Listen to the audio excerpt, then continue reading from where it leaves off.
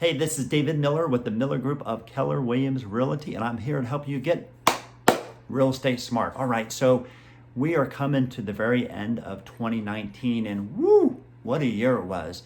So like I did last year, I'm gonna give you my predictions for real estate in Metro Orlando for 2020. It's hard to believe that we're entering a new decade. So the first thing we're gonna talk about is interest rates. So if you remember my predictions from last year, which were wrong, is that interest rates will probably end the year at 5.5%. Well, I was way off. That did not happen. We're sitting at around the high threes right now.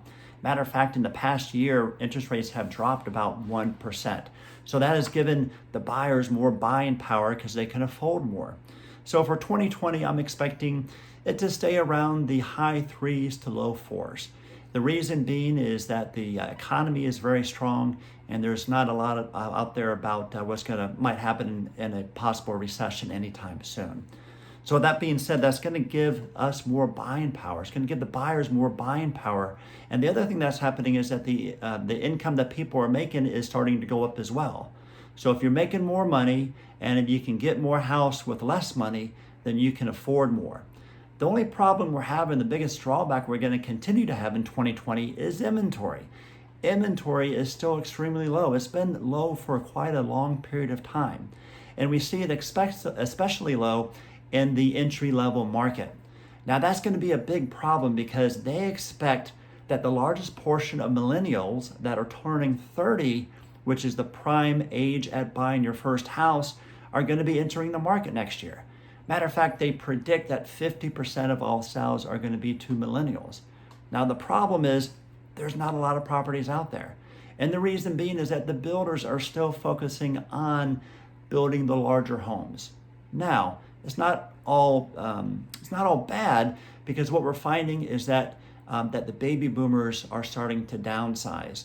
And even the people that have been in their houses for 10 years are starting to upsize. So when they move into a smaller house, maybe assisted living or a condo or townhome, or when somebody who's been living in their house for 10 years upgrades into something larger like new construction, that's going to open up some opportunities for the millennials and the entry-level market. But it's a problem. It will continue to be very low inventory for 2020, which means it will be very, very competitive. Now, with that being said, do you think that's going to affect pricing? Absolutely.